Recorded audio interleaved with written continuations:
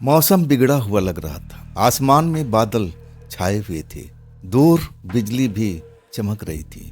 गड़गड़ाने की आवाज बिल्कुल साफ सुन रहे थे विनोद अपनी कार तेजी से दौड़ाते हुए अपने घर की तरफ जा रहे थे। अचानक उनको सिगरेट की तलब महसूस होती है। माचिस देखते हैं, सिगरेट देखते हैं, ना तो उनके पास में माचिस है ना सिगरेट है। तब उनको याद आता है, अरे मैं तो अपना सारा सामान जो सिगरेट माचिस है मैं तो ऑफिस में भूल गया।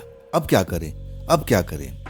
लेकिन सोचते हैं चलो अब तो घर पहुंच करके देखा जाएगा। लेकिन आगे एक बस स्टैंड नजर आता है। बस स्टैंड के पास में एक पान बीड़ी की दुकान खुली हुई नजर आती है। विनोद अपने आप को फिर रोक नहीं पाते, गाड़ी को धीमी रफ्तार में कर लेते हैं और उस बस स्टैंड के पास में अपना गाड़ी रोक लेते हैं। जल्दी से बाहर निकलते हैं। कभी भी बारिश आ सकती थी। इस तरह से अब रात बनी हुई थी। रात का करीब 10 बज रहा था और विनोद पान की दुकान पर जाते हैं, सिगरेट का डिब्बी मांगते हैं, माचिस मांगते हैं। पैसा देकर के जैसे ही कार की तरफ जाने लगते हैं, अचानक बस स्टॉप के पास में एक लड़की नजर आती है। लड़की को देखते हैं एक बार तो उनके मन में झटका सा लगता है। नहीं, ऐसा कैसे हो सकता है।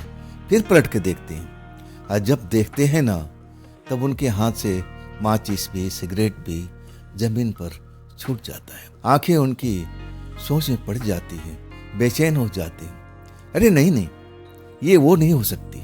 नहीं, उनके मन में तरह तरह का ख्याल आने लगते हैं। ये कैसे हो सकता है। नहीं, तब जाकर के वो उस लड़की के पास पहुंचते हैं। लड़की आंखें बंद किए हुए जैसे बेहोशी की हालत में है, बेंच पर बैठी हुई है। उसके गोद में एक छोटा सा थैला है, मैला कुचैला थैला, और उसके जो कपड़ा था अगर वो साफ सुथरा होता ना तो बहुत ही शानदार कपड़ा होता। लेकिन उसकी हालत जो लड़की पहन रखी है, मैला कुचैला, जैसे कई दिनों से लड़की ने नहाया धोया नहीं हो। जब विनोद उस लड़की के पास जाते हैं ना तब अपने आप को रोक नहीं पाते।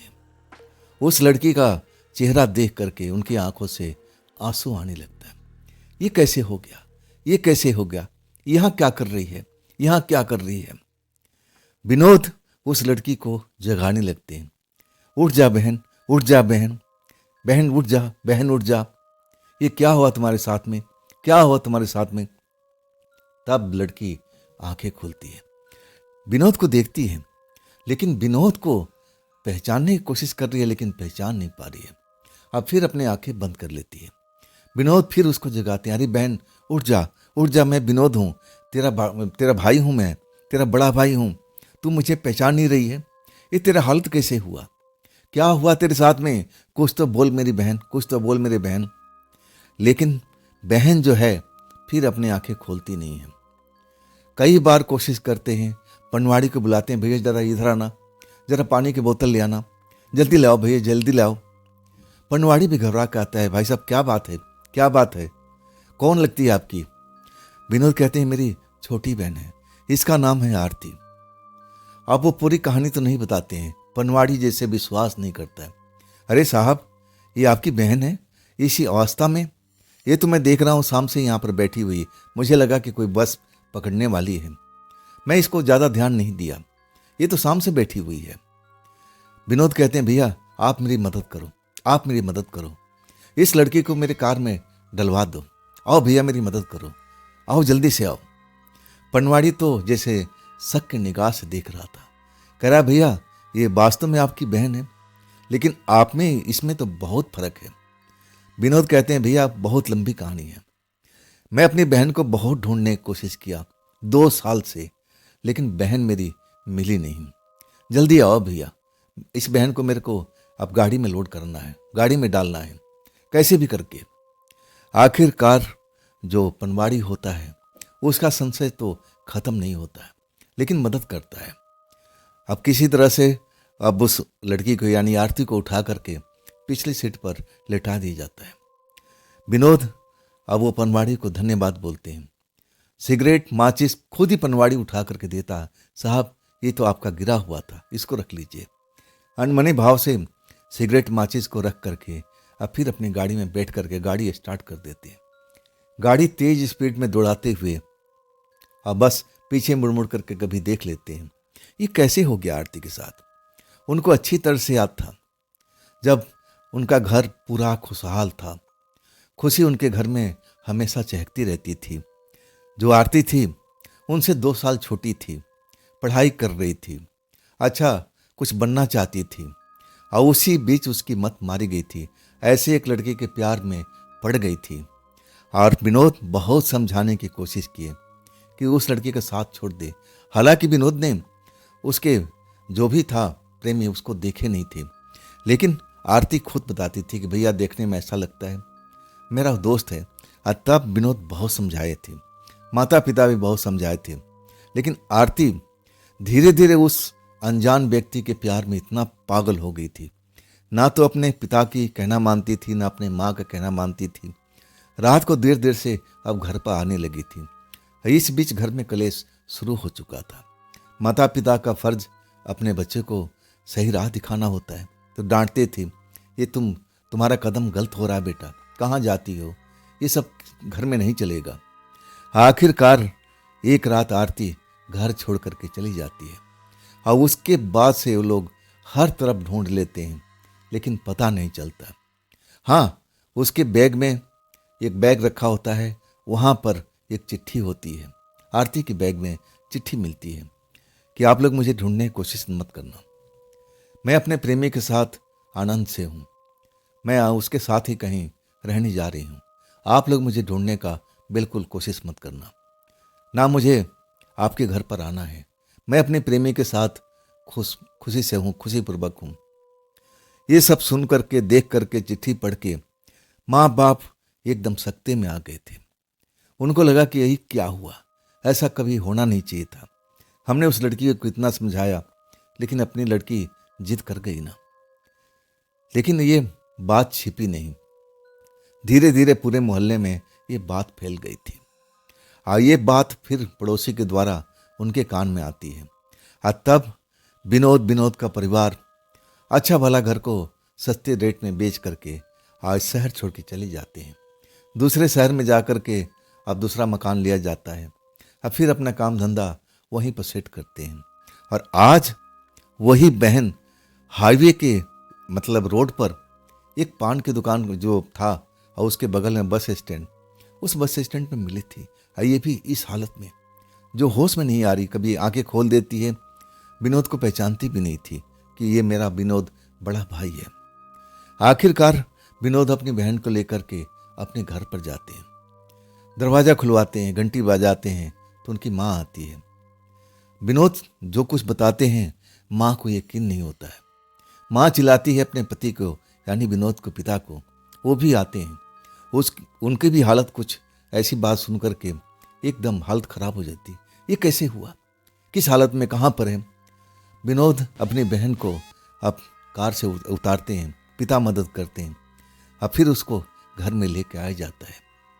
उसको होश में लाने की पूरा कोशिश किया जाता है।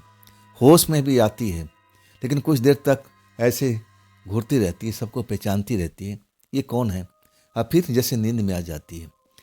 डॉक्टर को बुलाया जाता है, जो उनको फैमिली डॉक्टर थे उनको बुलाया जाता है। डॉक्टर आते हैं, दवा वगैरह सुई दे करके चले जाते हैं कि होश में आ जाएगी।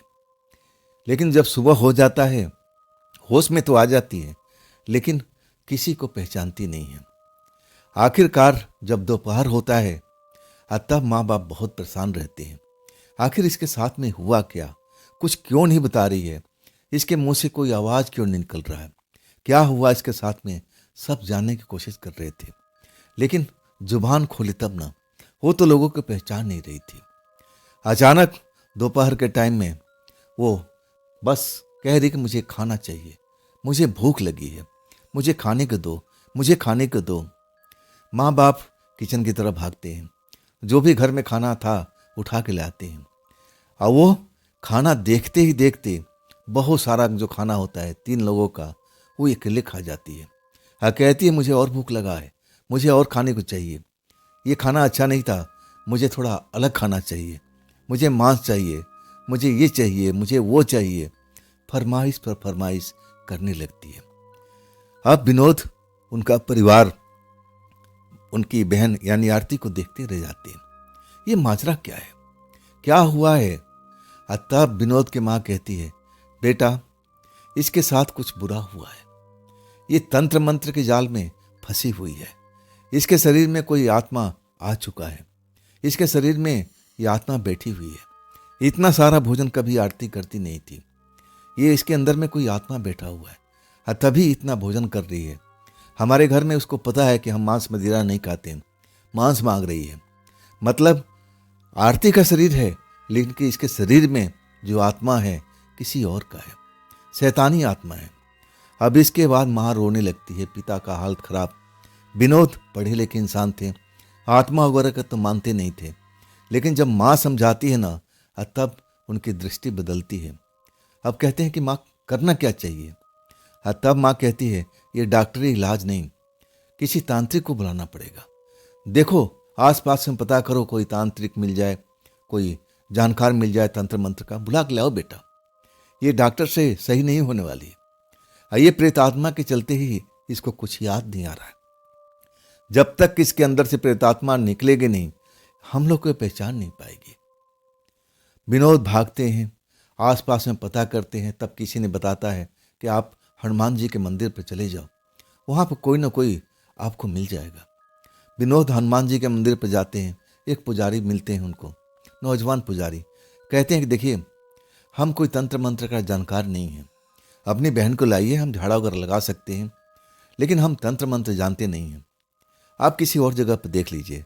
हाँ, मैं कुछ देता हूँ, गंगा जल, पवित्र जल, अपने बहन के ऊपर में छिड़काव कर देना, बजरंग बली की कृपा हो जाएगी तो सब सही हो जाएगा। लेकिन मैं तांत्रिक नहीं हूँ, तांत्रिक के लिए कहीं और जाना पड़ेगा। विनोद बड़ा परेशान थे, कहने लगे आपको कोई तांत्रिक का पता मालूम है? अब वो कि तांत्रिक का पता बताते हैं।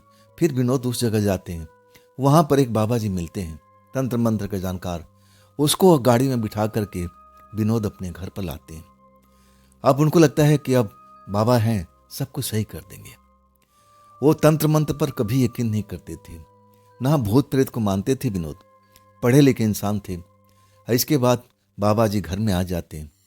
जैसे ही आरती को देखते हैं, यानी विनोद की बहन को, उनकी आंखें बड़ी बड़ी हो जाती हैं। देखते ही कहते हैं, इसके शरीर में एक नहीं बहुत सारी आत्माएं हैं, मैं इतनी आत्माओं को आज तक किसी के शरीर में देखा नहीं हूं।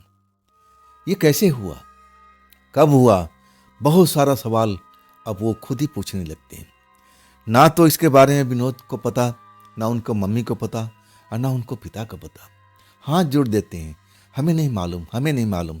पूरी कहानी बता देते हैं कि 2 साल पहले हमारी घर छोड़ करके भाग गई थी अपने प्रेमी के साथ में। इसके बाद रात को विनोद को मिलती है एक बस स्टैंड पर। हमें नहीं पता बाबा जी इसके साथ में क्या हुआ है, कैसे हुआ है, ये सब तो आपको देखना पड़ेगा। तब बाबा जी कहते हैं कि देखो मैं कोशिश तो कर सकता हूँ, एक आध आत्मा होती तो मैं शायद निकाल भी देता, लेकिन अनगिनत आत्माएं इसके शरीर में वास कर रही है, ऐसा तो मैंने कभी देखा नहीं है। अब इसके बाद झाड़ फूक तो करने लगते हैं। अब फिर कुछ देर होता है, लेकिन उनको लगता है कि शायद सफलता मिल रही है। अब फिर आरती जैसे होश में आ जाती है। जैसे ही अपने माता पिता अपने भाई को देखती है ना, उसकी आंखों से आंसू गिरने लगते हैं, आंखें झुका लेती है और रोने लगती है कि मुझसे बहुत बड़ी गलती होगी, मुझे आप लोगों की बात माननी चाहिए थी, मैंने बहुत बड़ी गलती कर दी, मुझे उसके साथ जाना नहीं चाहिए। मम्मी पापा भैया मुझसे माफ़ कर दो, मुझसे गलती हो गई, अब मैं दोबारा ऐसी गलती कभी नहीं करूँगी।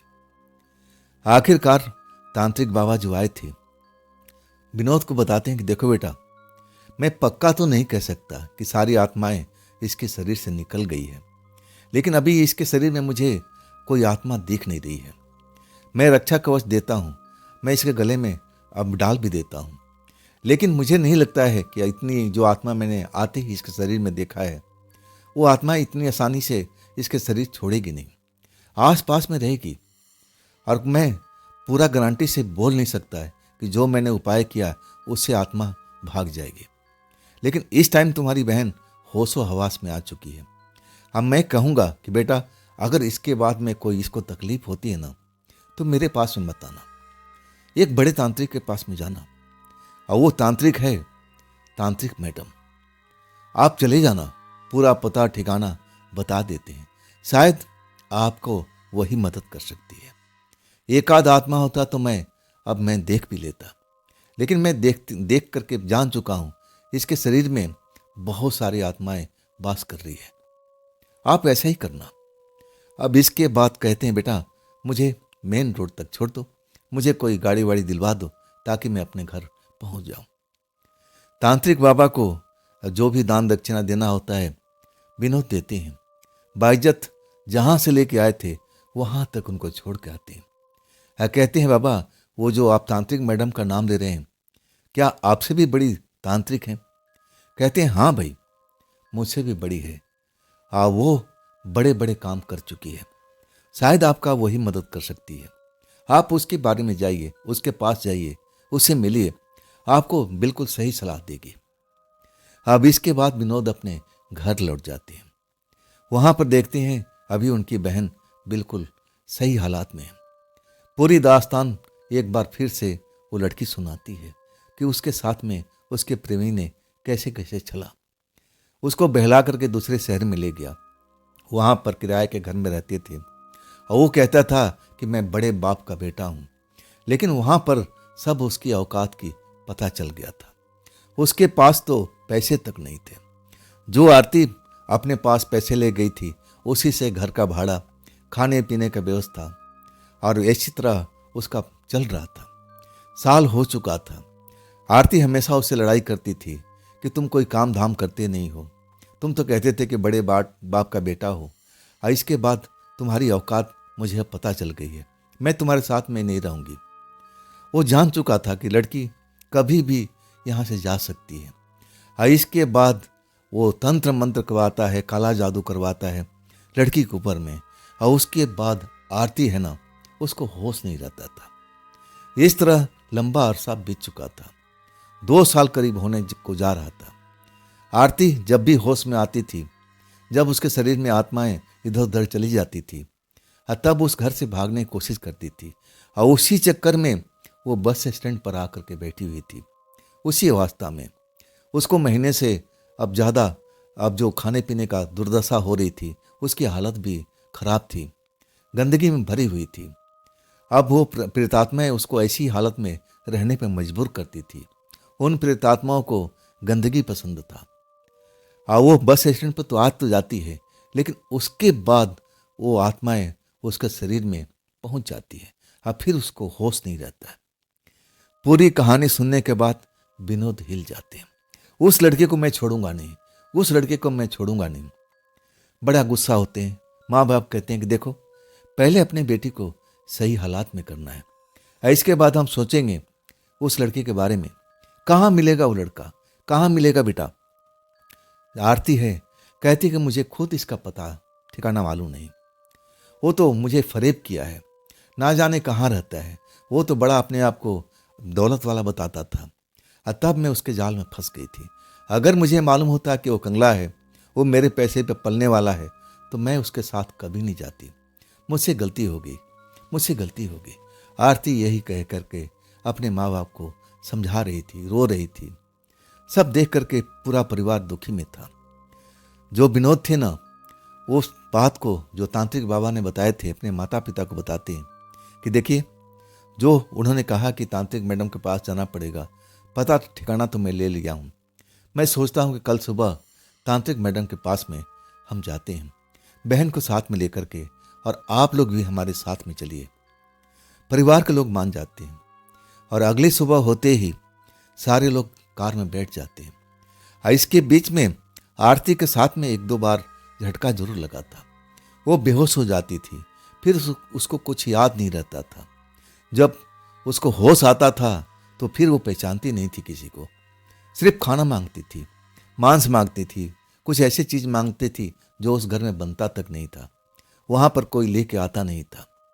अब फिर कुछ देर के बाद में उसको होश आ जाता था और वो पहचान लेती थी। मतलब उसका जो शरीर था ना, अभी स्वस्थ नहीं था, आत्माएं उसके अंदर में अभी भी थी। इतनी आसानी से बाबा ने सही कहा था, इतनी आसानी से जो आत्माएं थी उसके शरीर से बाहर निकलना नहीं चाहती थी। अब एक ही चारा था, एक ही रास्ता था, तांत्रिक मैडम। और तांत्रिक मैडम के अब सफर पर पूरा परिवार निकल चुका था। लंबा सफर तय करके जब उस फार्म हाउस में पहुंचते हैं, आशीष वहां पर उनको मिल जाते हैं। पूछते हैं कि बात क्या है, तांत्रिक मैडम कहाँ हैं। तब कहते हैं आप गलत टाइम पर आए। तांत्रिक मैडम तो गए हुए बाहर काफी दिन हो चुका है, शायद आने वाली होगी। या तो आप चले जाइए और या तो फिर इंतजार कर लीजिए। हो सकता है कि आज आ जाए, कल आ जाए, परसों आ जाए, कुछ कहा नहीं जा सकता है। विनोद बहुत लंबा सफर तय करके आए थे। उनको लगा कि नहीं, इंतजार करना चाहिए। आशीष से कहते हैं कि यहाँ पर हम लोग रह सकते हैं क्या। तब आशीष कहते हैं कि हाँ, हमारे पास में रहने के लिए सब कुछ व्यवस्था है, आप लोग आ जाइए। मैं देख रहा हूँ लड़की परेशानी में है। और वहां पर पहुंच करके आरती फिर बेहोशी की हालत में हो गई थी। भूख लगा हुआ था, उसको खाने को मांग रही थी, चिल्ला रही थी, चीख रही थी, किसी काबू में नहीं आ रही थी।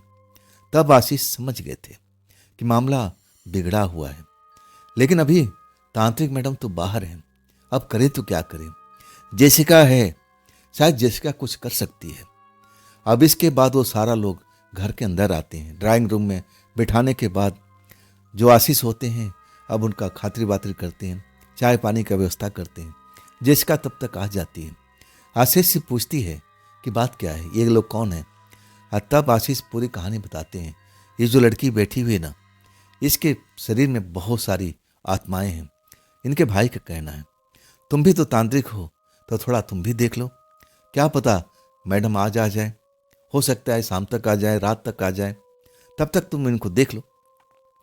जेसिका जाती है और उसके बाद जो अपना तंत्र मंत्र है उसका प्रयोग करती है। जब वो देखती है तो वो हिल जाती है। वास्तव में उसके शरीर में बहुत सारी आत्माएं नजर आ रही थी। ये देख करके तो जेसिका कांप गई थी। इतनी भयानक आत्माएं इसके शरीर में कैसे आ गई है। एक इंसानी शरीर में इतनी आत्माएं लेकर के लड़की ये अपने आप को, शरीर को ढो रही थी। इसका शरीर तो एक बहुत बड़ा कमरा बना हुआ था जिसके अंदर में बहुत सारे मेहमान आत्माएं बनी हुई थी। कैसे लड़की जिंदा है अभी तक, देख करके खुद हैरान थी जेसिका। इंतजार होने लगा। इंतजार खत्म नहीं होता है। रात होती है, फिर सुबह होती है। विनोद पूछते हैं आशीष से कि भाई कोई उम्मीद है मैडम की आने की। तब कहते हैं कि उम्मीद पर तो दुनिया कायम है, हो सकता है कि आज तांत्रिक मैडम आ जाए। अब तांत्रिक मैडम, आपको तो पता ही था, तांत्रिक मैडम तो जंगल की सैर कर रही थी। आप 62 एपिसोड में आपने देखा था जब वो शक्ति के पाने के लिए अपने माता पिता को आज़ाद कराने के लिए जंगल में गई थी, साथ में सोनू। और इसके बाद जब पूरा रहस्य समझ में आ जाता है तांत्रिक मैडम को, तब तपस्वी बाबा को ढूंढने के लिए अब उनके आश्रम में फिर जाती है। वहां पर देख करके हैरान रह जाती है। तपस्वी बाबा उनको मिल जाते हैं। अब देख करके आश्चर्य में पड़ जाती है। जो प्रेतात्मा ने उनको बताया था वो सब जैसे लग रहा था कोई सपना हो। कैसे एक इंसान हवा में उड़ सकता है। नहीं नहीं नहीं, तांत्रिक बाबा जो तपस्वी बाबा थे वो शायद समझ गए थे कि जो मैडम है ना चकरा गई है। तब कहते हैं तुम चकराओ मत, ये सब हम कर सकते हैं, तुम भी कर सकती हो। अगर तुम भी सही ढंग से पूजा पाठ करो जो हम तंत्र मंत्र का पाठ करते हैं, इसमें तुम आगे बढ़ सकती हो। लेकिन इसके लिए तुम्हारे पास में समय तो नहीं है ना। यहाँ पर मैं सालों साल जंगल में रहता हूँ, तपस्या करता हूँ, तब जाके ये शक्ति मुझे प्राप्त हुई है। लेकिन तुम्हारा तो काम हो गया ना। जैसे तपस्वी बाबा बोलते हैं तो तांत्रिक मैडम कहती हाँ मेरा काम तो हो गया, लेकिन एक काम तो अभी रह गया है। मुझे उस शक्ति को अपने हाथों में महसूस करना था। तपस्वी बाबा हंसने लगते हैं, कहते हैं ऐसा गलती कभी मत करना। वो शक्ति किसी के पास में ज्यादा देर तक रुकती नहीं है। वो शक्ति को तुमने देख लिया था ना, वो शक्ति एक लड़की के रूप में थी, खूबसूरत लड़की के रूप में। तुमने अपनी आंखों के अब साथ में देखा था ना, अपनी आंखों के द्वारा देखा था ना। तुम्हारे माता पिता को आजाद करा दिया था ना, प्रेत लोक में तुम्हें लेके गई थी ना, तुम साथ में गई थी ना, तब तुम समझ सकती हो वो किसी का हाथ आने वाली नहीं है। मैंने उसको बहुत मिन्नत किया था और तब जाके ये काम तुम्हारा करने पर राजी हो गई थी। तुम्हारे सामने एक खूबसूरत लड़की के रूप में आई थी। अब तुम्हारा काम हो चुका है, अब तुम अपने जगह पर लौट सकती हो। तांत्रिक मैडम हंस के कहने लगी कि देखो, आप भी एक एक गुरु भाई के हो। जिस गुरु के साथ में आपने तंत्र मंत्र को ज्ञान लिया है, मैं भी उसी गुरु के साथ में तंत्र मंत्र का ज्ञान लिया हूँ। मानती हूँ कि आप मेरे से ज़्यादा सीनियर हो, लेकिन मैं इतनी आसानी से हार नहीं मानूंगी। मैं लौट के आऊंगी। जब तक वो शक्ति मुझे मेरे हाथों में नहीं आ जाती, मैं चैन से रहने वाली नहीं हूँ। मेरा कई काम उसके बिना अधूरा है और जब तक वो मेरा काम पूरा नहीं होंगे, तब तक मैं आसानी से छोड़ने वाली नहीं हूँ। मैं आती रहूँगी और देखती हूँ कि कब तक शक्ति मेरे साथ में क्यों नहीं रहेगी। और इसके बाद सोनू को लेकर के जंगल से निकल जाती है। अब उनका काम ही नहीं था।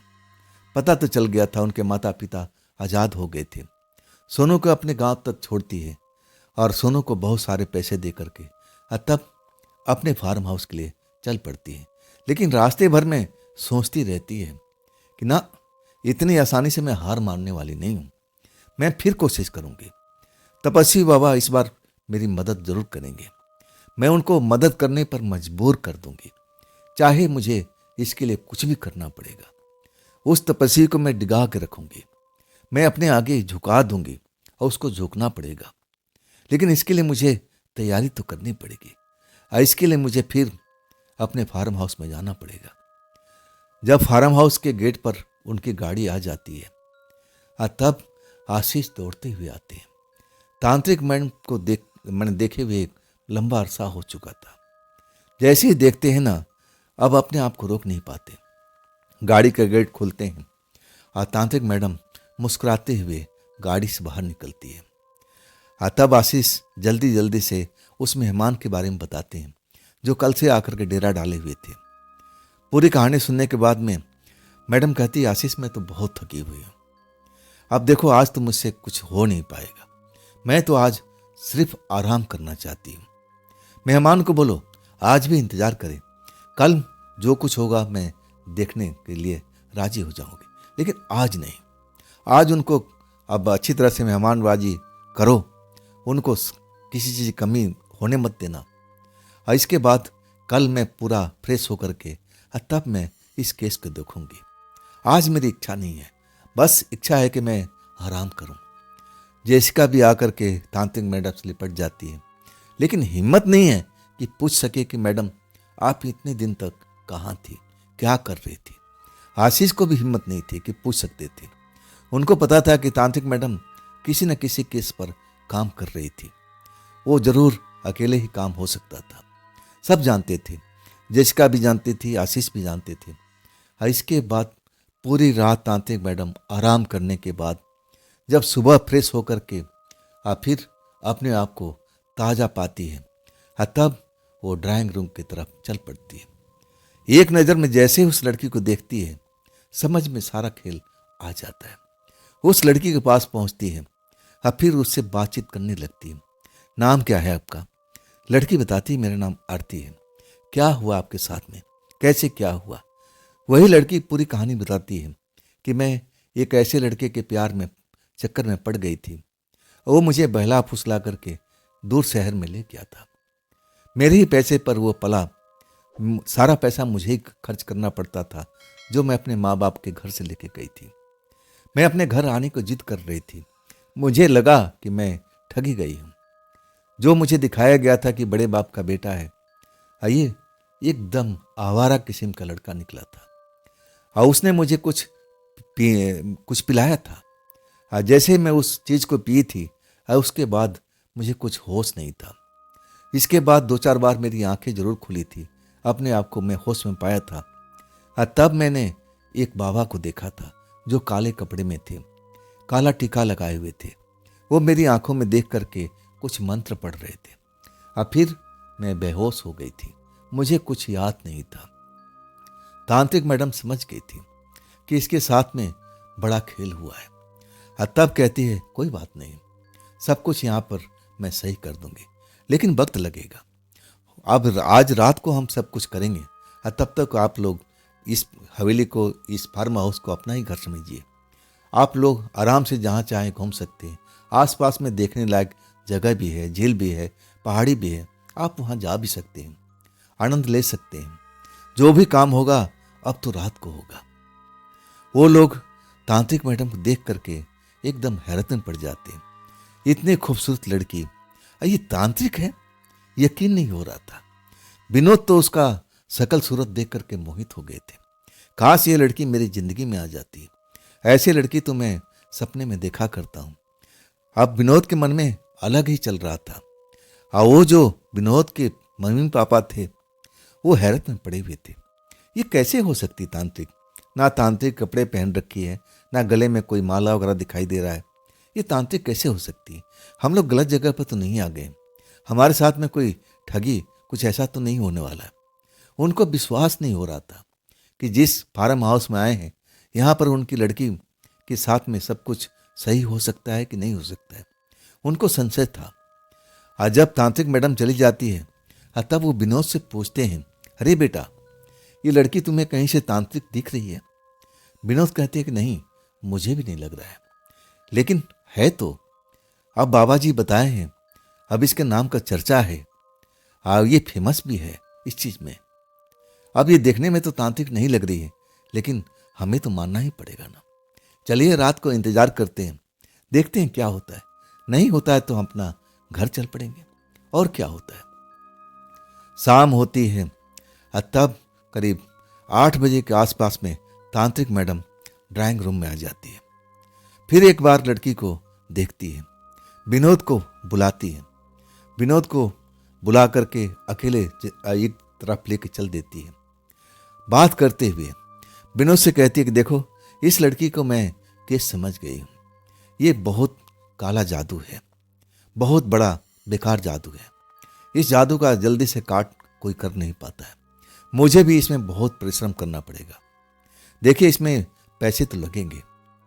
विनोद अब कहते हैं कि मैडम कितना पैसा लगेगा? लड़की कहती है कि देखो, मैं छोटे मोटे काम बिल्कुल नहीं करती हूँ, मैं बड़े बड़े केस हैंडल करती हूँ और छोटे काम में मुझे इंटरेस्ट भी नहीं आता है। लेकिन आपकी बहन का मामला है, इसलिए मैं इस केस को देख रही हूँ और इस केस को मैं सॉल्व भी कर लूँगी, लेकिन फीस मेरी इतनी है।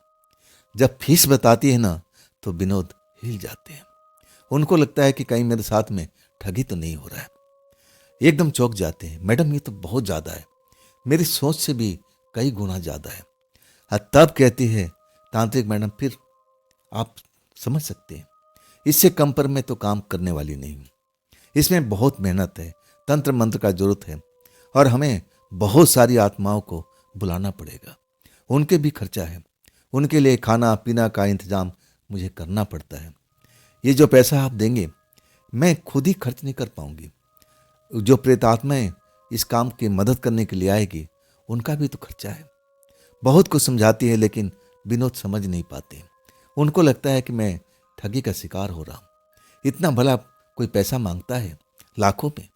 नहीं नहीं, कुछ बोलते तो नहीं है। आखिर फिर कहते हैं कि ठीक मैडम, मैं अपनी मम्मी पापा से सलाह लेके आता हूँ। अब उसके बाद अपने मम्मी पापा के पास जाते हैं, पूरी कहानी बता देते हैं कि देखिए, ये तो लाखों रुपए की बात है, मुझे कुछ ठीक नहीं लग रहा है। मान लेते हैं कि हम इतने रुपए भी दे देते हैं तो इसकी गारंटी क्या है कि मेरी बहन बिल्कुल स्वस्थ हो जाएगी, उस पर कोई अब काला जादू का असर नहीं रहेगा, वो प्रेतात्मा इसके शरीर में नहीं रहेगी, इसकी गारंटी कौन दे सकता है? अब विनोद के मम्मी पापा कहते हैं कि ठीक बेटा, मैं ही बात करता हूँ मैडम से, तुम तो अब यहीं पे बैठो।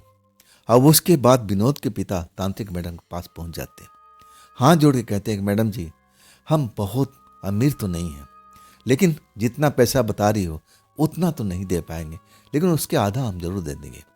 लेकिन एक गारंटी जरूर चाहिए कि इतना काम, इतना पैसा देने के बाद हमारी बच्ची क्या हमेशा स्वस्थ रह सकती है? दोबारा इस पर काला जादू का असर तो नहीं होगा? तांत्रिक मैडम हंसने लगती है और कहती है, अंकल जी, मैं जितना पैसा बताई हूं ना, उससे कम पैसे में काम करने वाली नहीं हूं। और रहा गारंटी की बात, हाँ मेरी गारंटी है, आप कहो तो हम लिख के दे सकते हैं। अगर इसके साथ में अब ऐसी कोई घटना होती है तो आप आ सकते हो, मुझे बता सकते हो, अब फिर मैं उस चीज़ को ढूंढ दूंगी। लेकिन मेरी इतनी गारंटी है कि एक बार जो मैं काम कर देती हूँ ना, फिर दोबारा मुझे हाथ लगाना नहीं पड़ता है। अब विनोद के पिता तांत्रिक मैडम को बात सुन करके आप गौर से देखते हैं कि बेटा तुम सच कह रही हो ना, मेरा पैसा बेकार तो नहीं जाएगा। तब तांत्रिक मैडम कहती है कि नहीं अंकल, आपका पैसा बेकार नहीं जाएगा। अब फिर पूरी कहानी बताती है कि देखिए, जो आप पैसा देंगे ना, मेरा तो खर्च है ही है, मैं तो मानती हूँ, इतने लोग मेरे पास में रहते हैं, मेरा घर है, सब कुछ का खर्चा है, और ऊपर से जो प्रेतात्माएं आपकी बच्ची के काम में आएंगी, उनका खाना पीना सब कुछ हमें देना पड़ता है। और तब जाके हम उनसे काम ले सकते हैं। कोई भी काम कोई भी मुफ्त में नहीं करता है। एक हाथ लो और एक हाथ दो, और तब जाके बात बनती है अंकल। ये इतना पैसा तो आपको देना ही पड़ेगा, और नहीं तो आप देख सकते हो, कोई जबरदस्ती तो है नहीं, आप कोई और तांत्रिक के पास जा सकते हो जो कम पैसे में भी काम कर सकता है। विनोद के पिता बहुत पारखी नजर वाले थे। तांत्रिक मैडम का आंखों की तरफ देख रहे थे। उनको लग रहा था कि लड़की जो भी कह रही है, इसकी बात में दम है, सच्चाई है। अगर झूठ बोलती तो इसकी आंखें झुकी रहती, मेरी आंखों में आंखें डाल करके ये बात नहीं करती। और तब उनको लगने लगता है कि चलो आजमा लेते हैं, क्या होगा, देख लेंगे, धन है, अब फिर दोबारा हमारा बेटा कमा लेगा। हाँ थोड़ा जरूर टाइम लगेगा। हाँ बोल देते हैं कि ठीक है बेटा, चलो मैं आपको पैसे दे देता हूँ। और तब तांत्रिक मैडम कहते कि नहीं, अभी नहीं, जब मैं अपने काम कर लूँगी, अब मुझे लग जाएगा कि हाँ मैंने अपना काम सफलतापूर्वक कर लिया है, और तब मैं आपसे पैसे मांगूंगी। ऐसे नहीं अंकल, आप मुझे गलत मत समझिएगा, मैं ऐसे काम नहीं करती, मेरा काम करने का अलग शर्त है। और ये शर्त ये है कि जब तक मैं अपने आप को संतुष्ट ना हो जाऊं, और तब तक मैं काम को अधूरा मानती हूँ। जब तक मैं ये काम को पूरा नहीं कर लूँ, तब से मैं आपसे पैसा नहीं ले सकती, ये मेरा शर्त है। अब विनोद को पिता को लगने लगा कि लड़की सही में बहुत ही काबिल है, और जो कह रही है सच ही कह रही है, यकीन होने लगता है। ना जाने तांत्रिक मैडम की आवाज में वो जादू था कि अच्छे से अच्छे इंसान उनकी बातों में आ जाते थे। उनकी बोलने के कला, आवाज में मिठास और उनकी आंखों का चमक अच्छे अच्छे को पस्त कर देता था।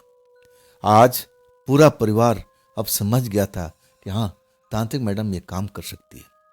रात हो चुकी थी, 10 बजने वाले थे। अब फिर तांत्रिक मैडम उस लड़की को बाथरूम में भेजती है कि जाओ आप नहा लो, अपने आप को शुद्ध कर लो, अब मैं जो कपड़े दे रही हूँ इसको आप पहन लेना, और इसके बाद हम साधना कक्ष में जाएंगे। अब फिर हमारे आसपास में कोई नहीं रहेगा, हम अकेले में काम करना पसंद करते हैं। ऐसे ही लड़की करती है, यानी आरती तांत्रिक मैडम के बाथरूम में जाकर के फ्रेश होती है। जो गाउन जो पहनती थी तांत्रिक मैडम, वो गाउन देती है। इस काम में जेसिका मदद करती है। आप जब पूरी तैयारी हो जाती है, आज सब तब जाकर के साधना कक्ष में पहुंच जाती है, जहां पहले ही आशीष सब कुछ तैयारी कर चुके थे। जो जो काम करना था उनको अच्छी तरह से मालूम था कि साधना कक्ष में होता क्या है, पूरी तैयारी कर चुके थे। अब उसके बाद लड़की को लेकर के, यानी आरती को लेकर के तांत्रिक मैडम साधना कक्ष में पहुंच जाती है। दरवाजा बंद कर देती है। दरवाजा बंद करते ही अब वो जगह जरा अलग लगने लगता है। ऐसा लगने लगता है कि यहाँ बहुत सारी आंखें दिखाई दे रही है, चमकती हुई आंखें। आरती है ना, वो भी एक बार डर जाती है। तब तांत्रिक मैडम कहती कि नहीं बहन, डरने की जरूरत नहीं है, तुम मेरी यहाँ पर सुरक्षा में हो, जो कुछ होगा मैं सब कुछ सही कर दूंगी। जैसे मैं कह रही हूँ वैसा ही काम करते जाओ, तुम इस जगह पर बैठ जाओ और जो मैं कह रही हूँ ऐसा ही करो।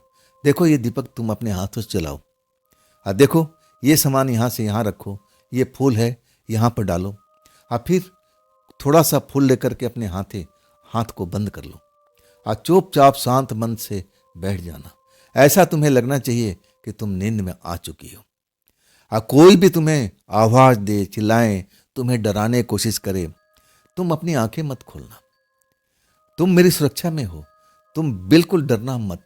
अब बाकी सब कुछ मैं देख लूंगी। आरती मन ही मन बहुत डर चुकी थी। उसको लगने लगा कि अब क्या होगा मेरा। वो कहीं प्रेतात्मा मुझे मेरा अब कुछ बिगाड़ न दे, कुछ गलत न कर दे। लेकिन आखिरकार तांत्रिक मैडम समझाती है और तब जाकर के आरती को समझ में आता है कि चलो देखते हैं।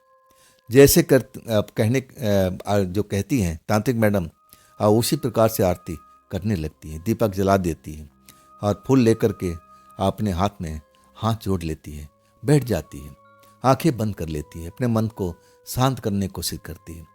तांत्रिक मैडम भी अपनी आंखें बंद कर लेती है। इसके बाद आरती कहती है कि तुम्हारा मन शांत नहीं है, अपने मन को शांत करो। मैं सब कुछ महसूस कर रही हूँ, तुम डरो मत, तुम्हारे भले के लिए सब कुछ हो रहा है। हाँ, यहाँ डरावना दृश्य तुम्हें महसूस हो सकता है, ऐसा लग सकता है कि बहुत सारे आत्माएं तुम्हें पकड़ने के लिए आ रही हो। तुम अपनी आंख को मत खोलना, तुम्हारी जो कान में है आवाज़ सुनाई देगी, लेकिन तुम आंख खोलोगी ना तो फिर कुछ ना कुछ तुम्हारे साथ में गलत हो जाएगा, और ऐसा मैं चाहती नहीं हूँ। आखिरकार आरती जो थी वैसे ही कर रही थी जैसा तांत्रिक मैडम कह रही थी, अपने मन को शांत करने लगी। तांत्रिक मैडम मंत्र का उच्चारण करने लगी और धीरे धीरे धीरे वहां पर वैसा ही शोर अब सुनाई देने लगा। ऐसा लग रहा था कि जैसे आरती को कोई पुकार रहा हो। पहले मीठी मीठी आवाज, फिर आवाज जैसे लगता है उनका प्रेमी का है। प्रेमी उसका जैसे पास में आ गया हो। आरती तुम यहाँ क्या कर रही हो? आरती तुम यहाँ पर क्या कर रही हो? मैं तुम्हें कहाँ कहाँ ढूंढ रहा था। चलो भी यहाँ से, यहाँ तुम्हारा क्या काम है? चलो चलो मेरे घर पर चलो। सब आवाज पहचानती है आरती, ये इसका प्रेमी यहाँ पर कैसे आ गया? नहीं नहीं, ऐसा नहीं हो सकता है। आंखें जब नहीं खुलती, अपने स्थान पर बैठी रहती है, तब उसी प्रेमी का आवाज बदलने लगता है। वो देखते ही देखते आवाज बहुत भारी हो जाती है, आवाज गुर्राहट में बदल जाता है। कानों में सुनाई देता है, लड़की तू ठीक नहीं कर रही है, लड़की तू यहाँ से उठ जा, नहीं तो तुझे हम छोड़ेंगे नहीं, तेरे पूरे परिवार को हम नष्ट कर देंगे। अभी भी वक्त है, तू इस जगह से भाग जा, जैसा मैं कह रहा हूँ वैसा ही कर। आवाजें डरावनी, तरह तरह की आवाजें, जैसे जंगल में आ बैठी हो, जैसे जंगली जानवर वो चीख रहे हो, चिल्ला रहे हो, ऐसी डरावनी आवाजें सुनाई देती रहती है। आरती कई बार डरी थी, कई बार उसको लगा कि अरे यहाँ से भाग जाना सही है। डर जाती है, लेकिन अगले पल जैसे तांत्रिक मैडम का कही हुई बातें सुनाई देती है कि नहीं नहीं, तुम शांत से बैठो, आराम से बैठो, कुछ नहीं होगा, तुमको कोई छू नहीं पाएगा, तुम मेरी शरण में हो, इस जगह पर तुम्हें कुछ नहीं होने दूंगी। तब जाके फिर शांत होती है, लेकिन आवाज वैसे ही वैसी सुनाई देती है। आवाज बदल बदल के कानों में जैसे कोई बोल रहा, उठ जा यहाँ से आरती, चल मेरे साथ में चल। कभी प्रेमी की आवाज़ सुनाई पड़ता है, किसी और का आवाज़ सुनाई पड़ता है।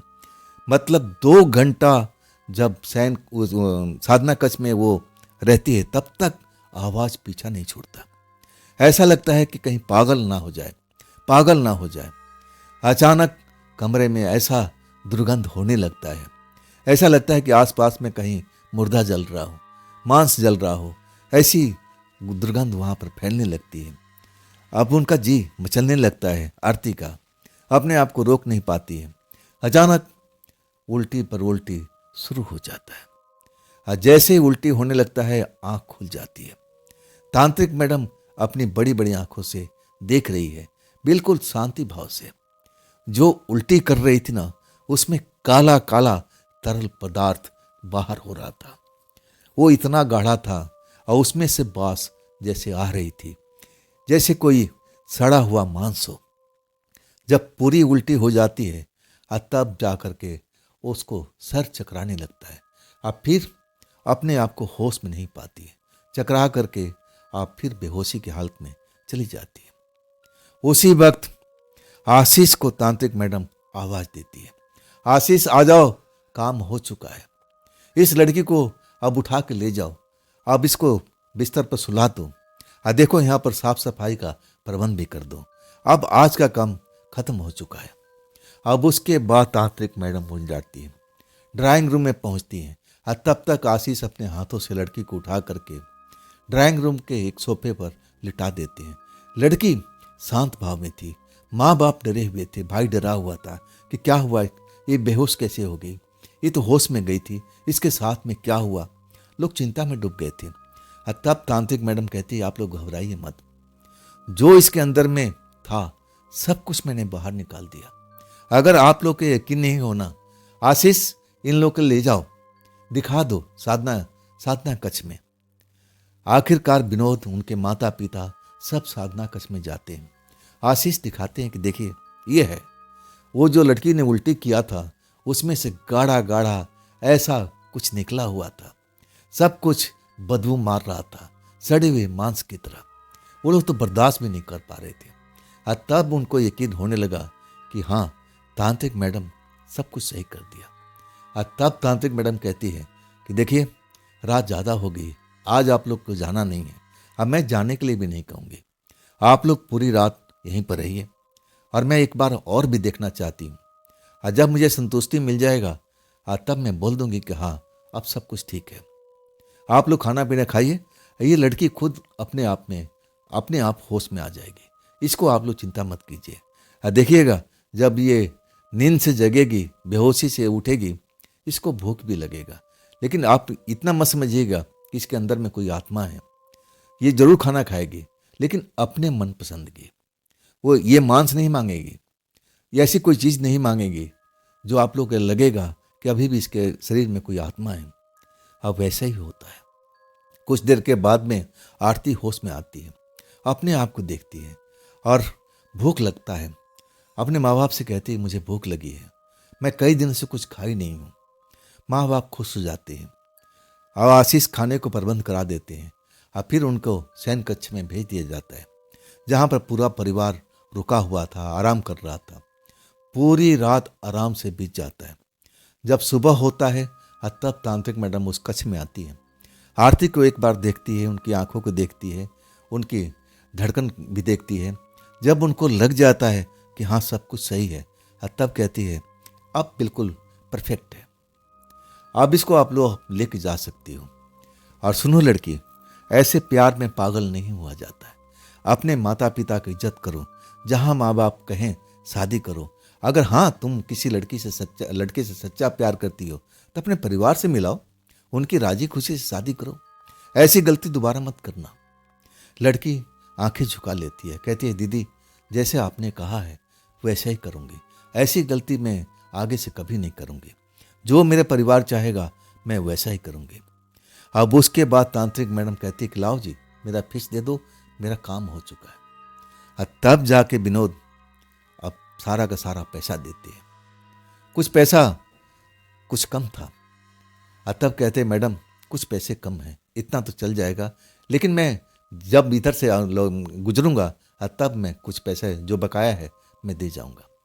तांत्रिक मैडम कहती है देखिए मैं इस चीज़ को नहीं मानती हूँ, पैसा तो पैसा होता है, हिसाब तो हिसाब होता है। आप ज़रूर पैसा दे के जाइएगा, नहीं तो मेरे खाते में ये एंट्री हमेशा के लिए रहेगी। मैं अपने पैसे को कभी भूलती नहीं हूँ। इसके बाद मुस्कुरा करके चल देती है। अब जो विनोद है अपने परिवार को लेकर के और गाड़ी में चल पड़ते हैं। अब पूरी रात तांत्रिक मैडम के रास्ते में तांत्रिक मैडम की बात होती है और उनके माता पिता बड़े खुश थे। देखो एक वो लड़की है, अच्छे जादूगर को फेल कर दिया है, अच्छे तांत्रिक को फेल कर दिया है। हम लोग कहाँ कहाँ दौड़े, कोई इसको सही नहीं कर पाया। देख लिया इसके शरीर में क्या था, जहर भरा हुआ था। वो काला काला क्या चीज़ था बेटा, विनोद के पापा पूछते हैं। तब विनोद कहते हैं मुझे नहीं पता, मुझे तो ऐसा ही लग रहा था कि वो काला काला पदार्थ में सब वो आत्माओं का वास था और वो जहर निकल चुका था। वो काला पदार्थ ही जैसे उनका घर था, उसी में वो वास करते थे। तो दोस्तों ये थी आज की कहानी। ये कहानी आपको कैसी लगी कमेंट में ज़रूर बताइएगा। और दोस्तों ये भी चैनल आप ही का है, तो इसको भी अपना प्यार दीजिए, लाइक कीजिए, सब्सक्राइब कीजिए, अपने दोस्तों को शेयर कीजिए। और आगे जो भी पिछले हफ्ते में जो मैंने कहानी डाली थी तांत्रिक मैडम की, उसमें जो लोग कमेंट किए हैं मैं उनकी नाम अब बताने जा रहा हूँ।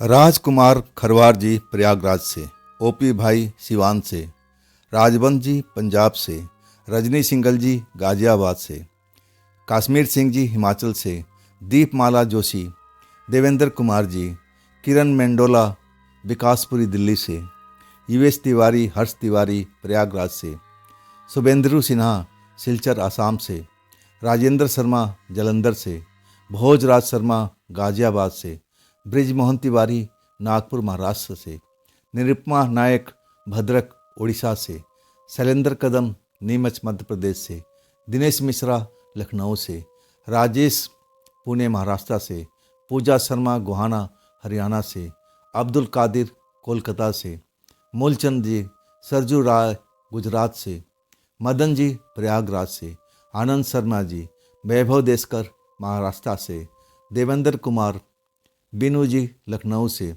अरुण कुमार तिवारी लक्ष्मी मोहरे मध्य प्रदेश खंडवा से, अशोक जी अलीगढ़ से, डीके सिंह जी रेखा जी, विजय सिन्हा जमशेदपुर से, राम आश्रय मल्ला मुंबई से, निजाम मल्ली जी आंध्र प्रदेश से, साकिर हुसैन जी लखनऊ से, दादा पीर जनौदी जी गोवा से। धन्यवाद आप सभी का।